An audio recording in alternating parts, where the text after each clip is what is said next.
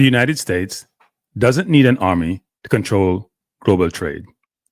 It has the most powerful weapon of all, the dollar. For decades, entire nations have been forced to play by America's financial rules.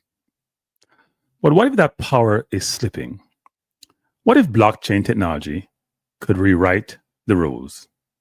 And how does Trump's Make America Great Again vision play into all of this? Let's find out. Let's look at how the dollar took over global trade. To understand the US dollar dominance, we have to go back to 1944. The world was still recovering from World War II when 44 allied nations met in Bretton Woods, New Hampshire, to create a new financial system. There was the Bretton Woods Agreement. The dollar became the global reserve currency, pegged to gold at $35 per ounce. Other currencies were tied to the dollar, creating a stable system for global trade. There were some key institutions created. IMF, International Monetary Fund, which helped to stabilize economies, and the World Bank, which funds development projects worldwide. Even when the US abandoned the gold standard in 1971, the dollar remained dominant. But the real game changer came in 1973. That's where the petrodollar system emerged. The US struck a deal with Saudi Arabia and OPEC. Oil would be priced only in US dollars. Countries had to hold US dollars to buy oil, cementing America's financial grip. There were some other key milestones. In 1999, the euro launches, but the dollar remained dominant. Obviously, the euro was meant to be a competitor for the dollar. In 2010, China pushed for its currency, the yuan, to challenge the dollar. And in 2022 to present, nations like Russia and China trade in non-dollar currencies to avoid sanctions. In 2024 and going forward, digital currencies and blockchain are rising. But will they change the game? In fact, today, over 88% of all global currency transactions involve the US dollar.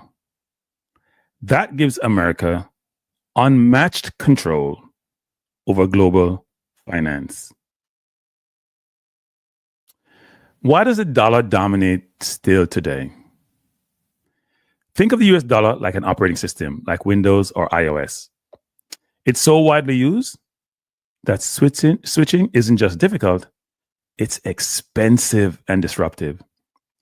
Even if two countries, say, for example, India and Brazil trade, they often use the dollar as a universal translator. 3 key reasons the dollar rules: global trust, stable, widely accepted, and secure. Global pricing standard. Most commodities, oil, gold, wheat, are priced in US dollars. And in terms of a payment system or a global transfer system, banks worldwide use SWIFT, which relies on the dollar. Now, what is SWIFT? The acronym stands for Society for Worldwide Interbank Financial Telecommunication. It's really a global messaging network that facilitates secure and standardized communication between banks and financial institutions. It's not really a payment system, but it's a system that transmits financial transaction messages, allowing banks to communicate securely about money transfers, securities transactions, and trade-related messages. Here are some key aspects of SWIFT. It's a messaging network. So SWIFT enables banks to send instructions for cross-border payments, but the actual transfer of funds happen through corresponding banking relationships. And then it says a global reach. Over 11,000 financial institutions in more than 200 countries use the SWIFT network. Given the prominence and pervasive usage of the dollar and the SWIFT system, businesses and individuals must use US dollars, whether they realize it or not. Now let's get to sanctions, America's financial, or what I would call a nuclear weapon.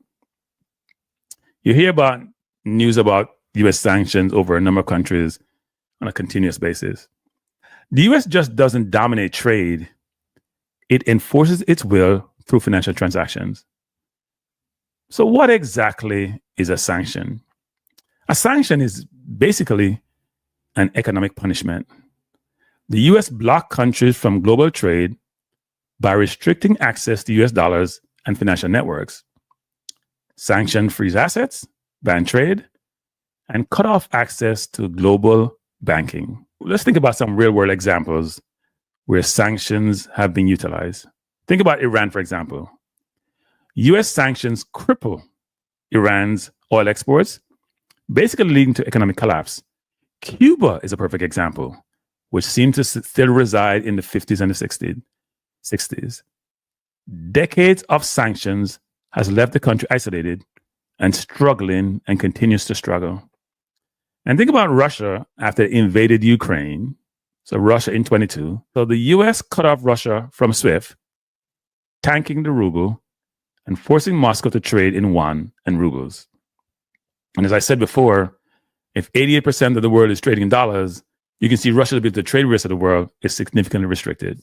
Let's think about Trump's Make America Great Again approach. Under Trump, these sanctions got even tougher, punishing countries to find workarounds. Could this be the trigger that finally ends US financial dominance? Because it's not just government that need dollars, businesses and individuals do too. Even if two companies trade in different currencies, they must often convert to US dollars. Most banks, suppliers, and contracts still prefer transaction in dollars. And it does tie into global stability.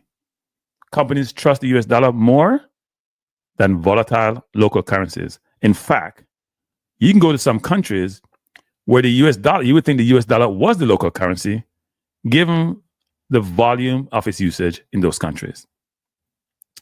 So the dollar isn't just dominant because of the policy, it's because businesses and individuals choose to use it.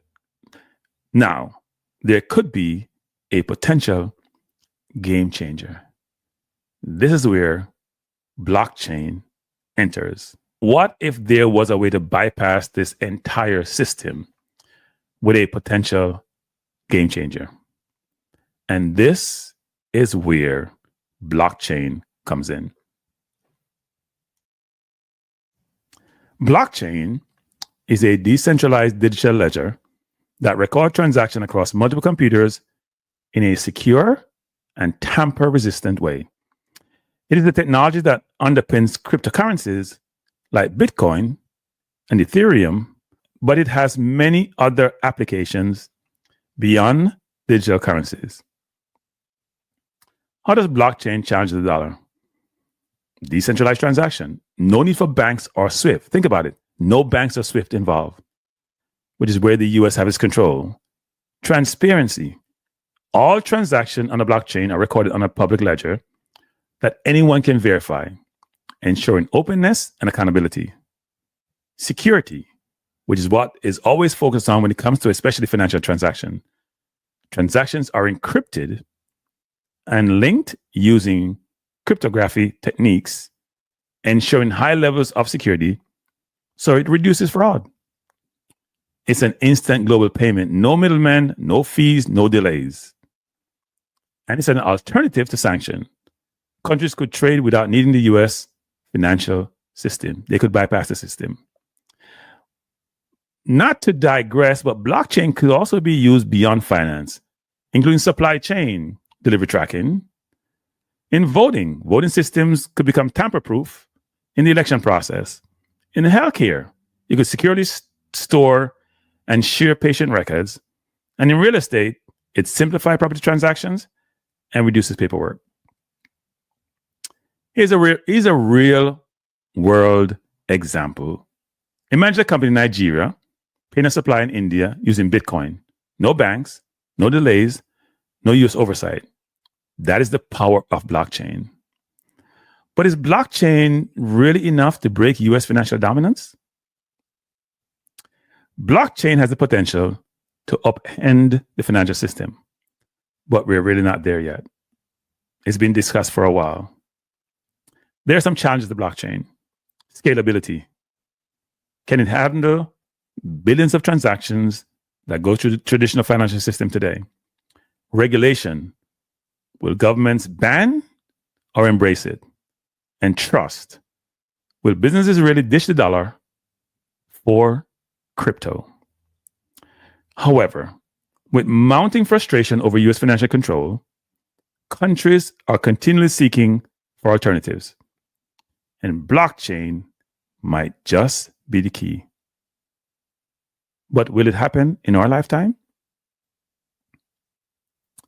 The US controls global trade through the dollar, but no empire lasts forever. The future depends on the following: US monetary policy and sanctions, the rise of digital currency and blockchain, and global frustration with US financial dominance. Could we see a shift in power, or is the US dollar too entrenched to fail? Let me know your thoughts. Leave them in the comment section. Is blockchain the future, or is the US financial system still too strong to break? Let's debate this. Leave your comments. If you find this eye-opening, hit the like button, subscribe, and share this with your friend. I'll see you in the next episode. You know how we do it here. Again, please like, share, and subscribe.